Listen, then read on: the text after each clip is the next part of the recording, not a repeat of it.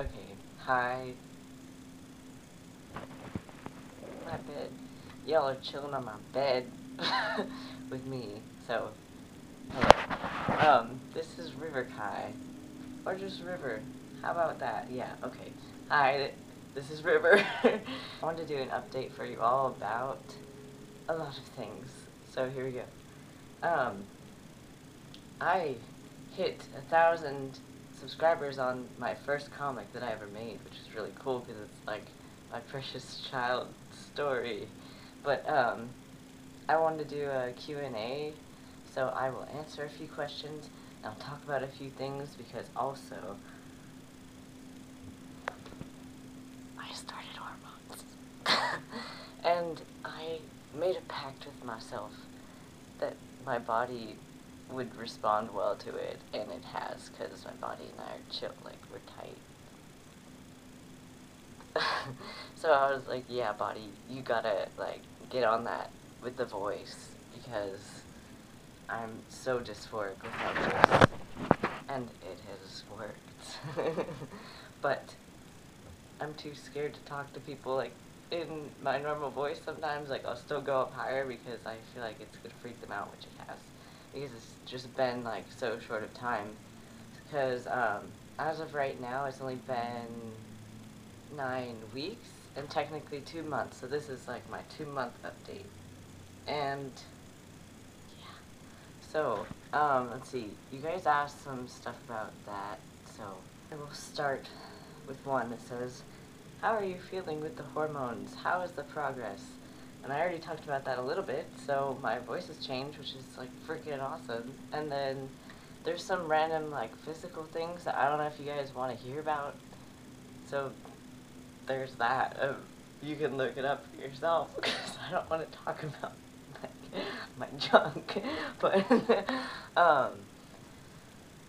I mentally have felt better. The only problem is that, like, people have been kind of shitty, so I will talk about that later because some of your questions answered that. But I think if all things considered, I'm doing better. It's just that the circumstances around me have been worse, so there's that. But it's not really related to hormones. It's actually, like, originally I wrote notes for myself how it felt in the first month. I think it helped me a little bit, like when people would misgender me, that I knew there's a fix for me personally. Like, not that anyone has to take hormones, but for me, it was a necessary thing to be okay with my body because of my gender dysphoria. So, knowing that that was, like, something to look forward to, and then taking the changes into consideration and, like, acknowledging myself for that was the best. But, let's see. Maybe I should look back at that. Hold on. I have my notes up now. So, I wrote even from 2 weeks? Yeah, 2 weeks. I've heard that your voice could go down and then back up before, like, staying down farther again. But, like, by 2 weeks my voice already had started to do something, which is, like, not normal, so don't expect that. I'm an anomaly for a number of reasons, but, it did. It was, like, it would waver. I mean, there's still depth to it, but it wouldn't stay as, like, right now it's more consistent than it was then. But every time it goes deeper a little bit again, it'll be inconsistent, like, it'll go up and down and, like, crack all the time.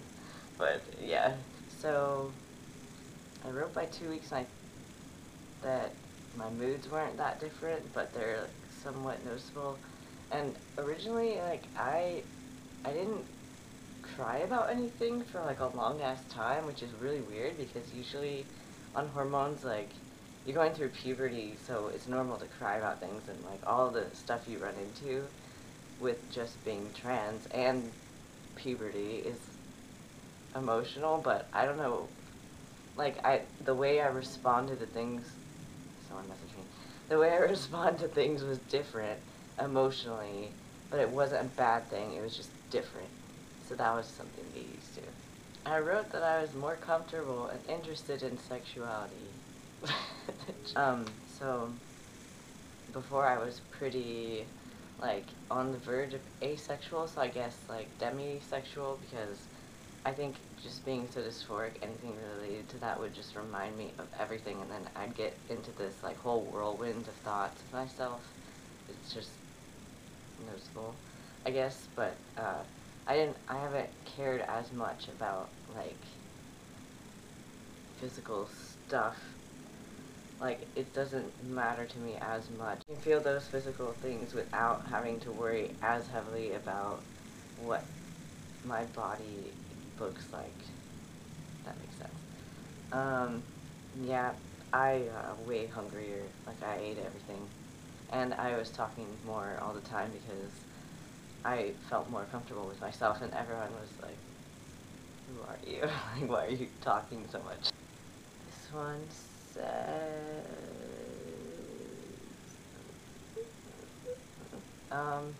hi, I was wondering, oh, it actually says, hi.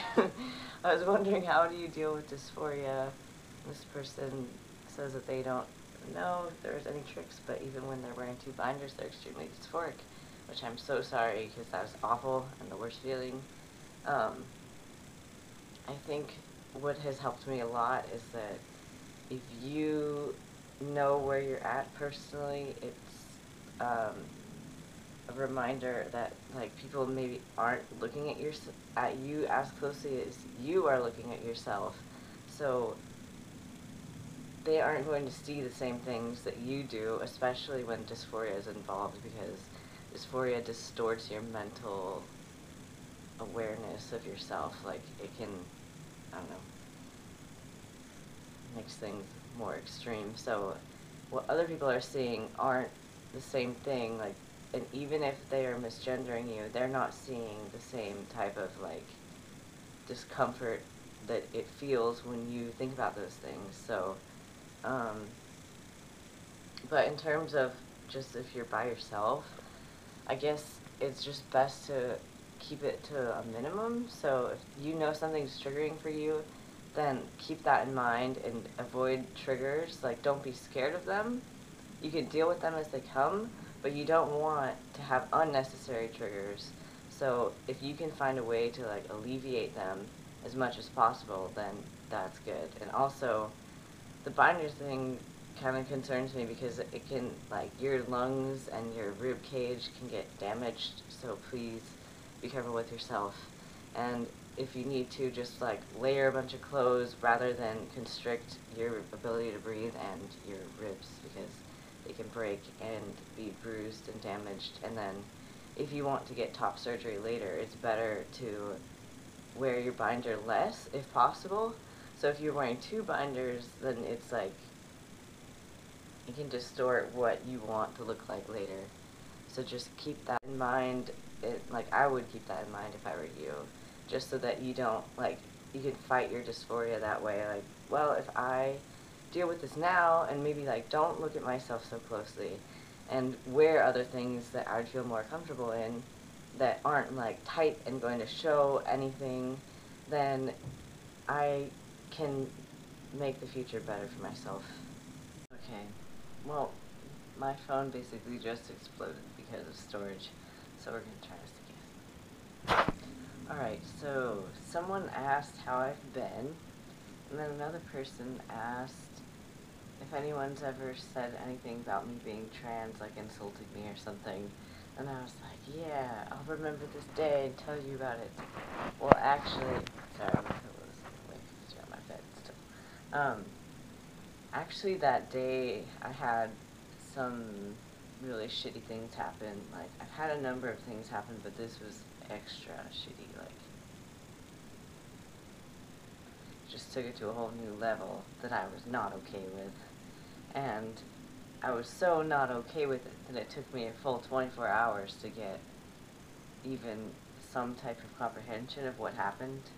So, since I don't want to name names, and my college is potentially, hopefully, trying to work on it, I'll just say it was a faculty member at my school was discussing something with me, and I want to share this with you guys, not to be, sorry, my bad, not to be scared of potentially this happening, but because what I took from this is that safety is important, and that you're valid to feel like something is not okay, and it's not like in your head, because that's what I felt like immediately.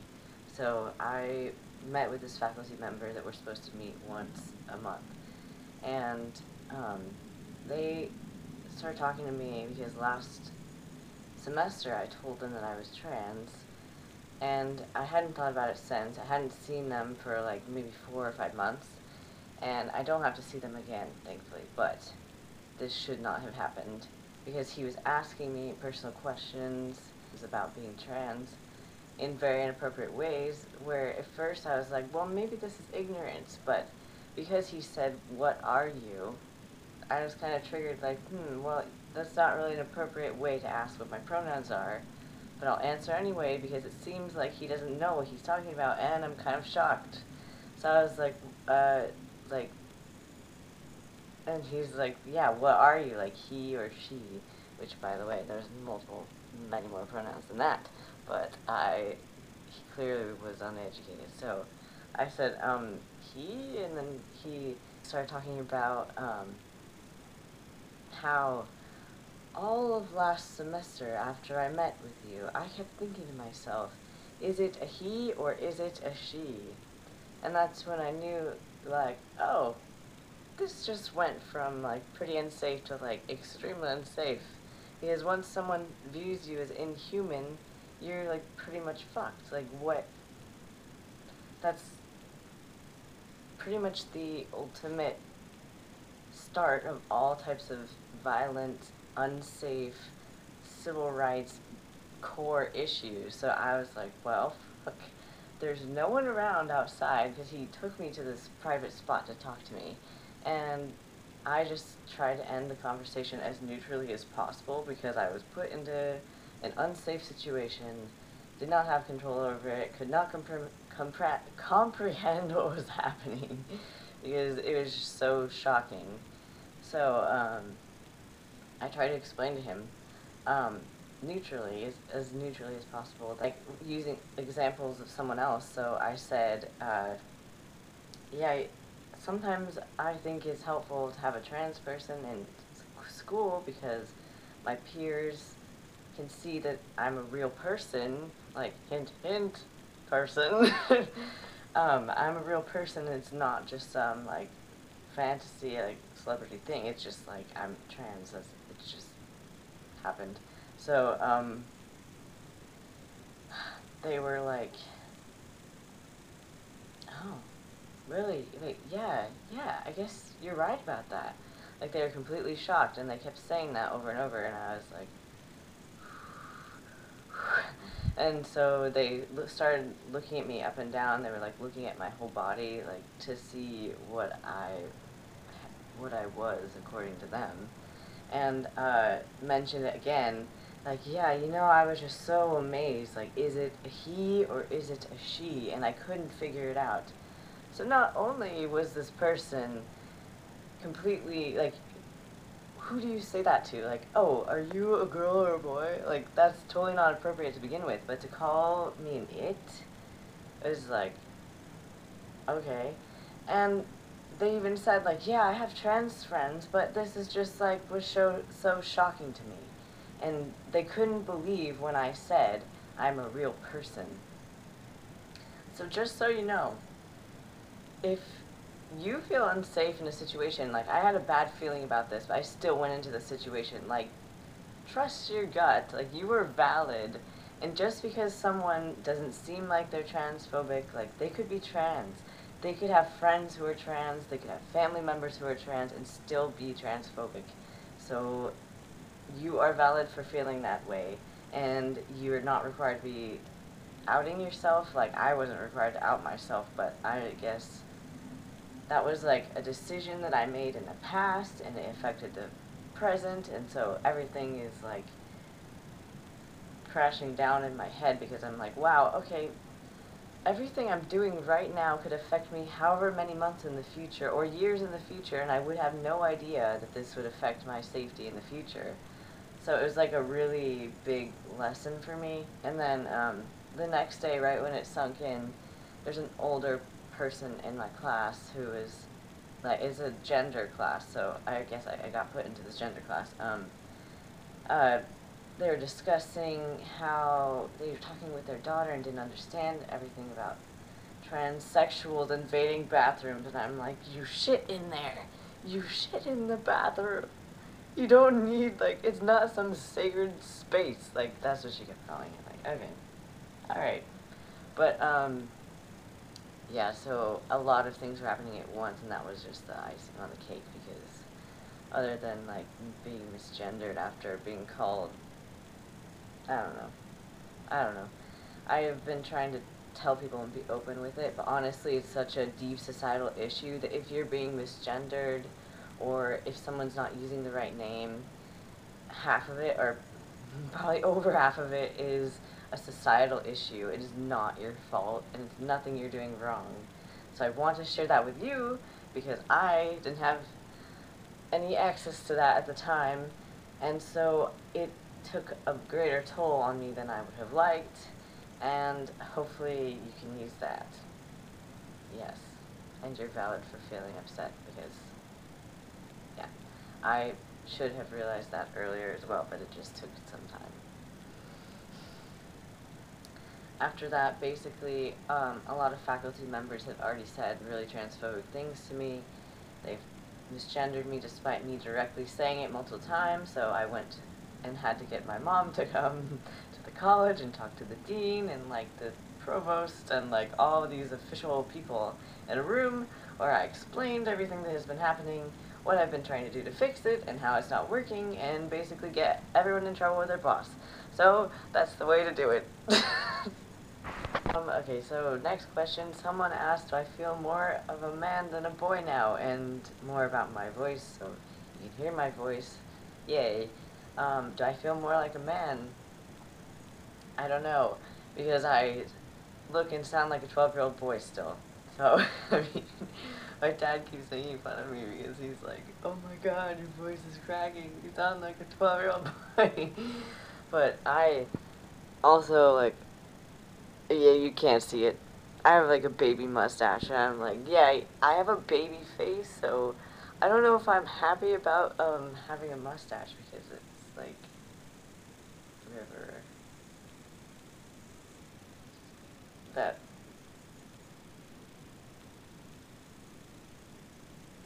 you know, they don't match up. But anyway, not that I mind it. I'm happy as hell. Okay, let's see. Other questions.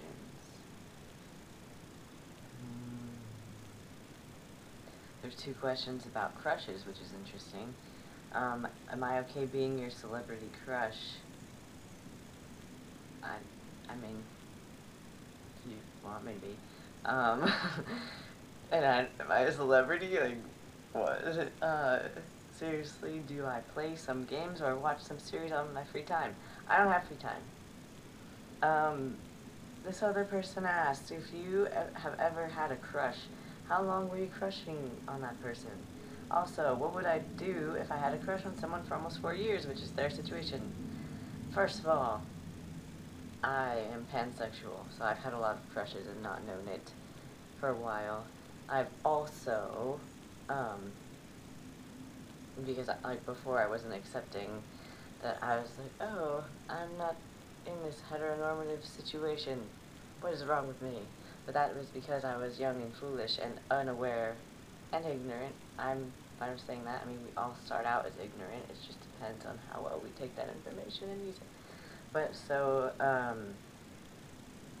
I consider crushes to be, like, first initial attraction to someone, and then there's, like, different scales of, like, liking someone or, like, how far that emotion goes. So if I were to crush on someone, that would happen probably when I was much younger, because I'm 20 years old now. So maybe in, like, middle or high school, I had a lot of crushes, and I don't know what was the longest one, but the best thing to do, if it's been almost 4 years, I would say you like them, or maybe, like, it depends on how well you know them. So if you know them personally and talk to them all the time, they're like your good friend or like your best friend, you definitely like them, probably love them, you should tell them if that would make you happy, because you could say, like, I just wanted to let you know, just so, like, who doesn't like being loved? I don't know. And that if you just don't want to lose their friendship, you just want to tell them. So, hope that helps. Let's see. The other ones are kind of random about my comics. So, do any of my main characters go through any character design changes? How did they look before? I guess Eric went through the most, probably, from CNS. He looked really lame. Like, I don't know how else to explain it. I'll show a picture of him, like, my first sketch. Like, then, now.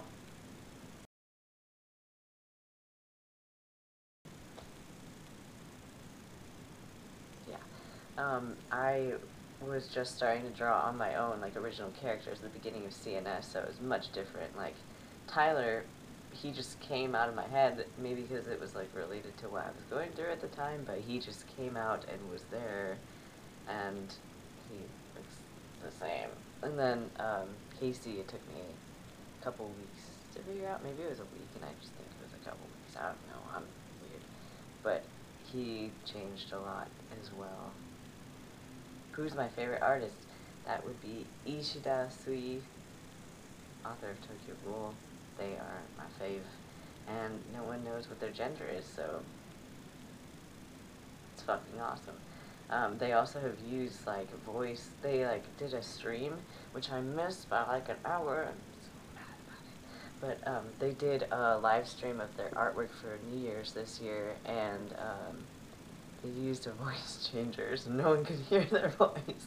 I was like, oh my god, that's so cool. Okay, got it. Okay, and the last question is, what is the strangest thing you remember you had to do in the last year?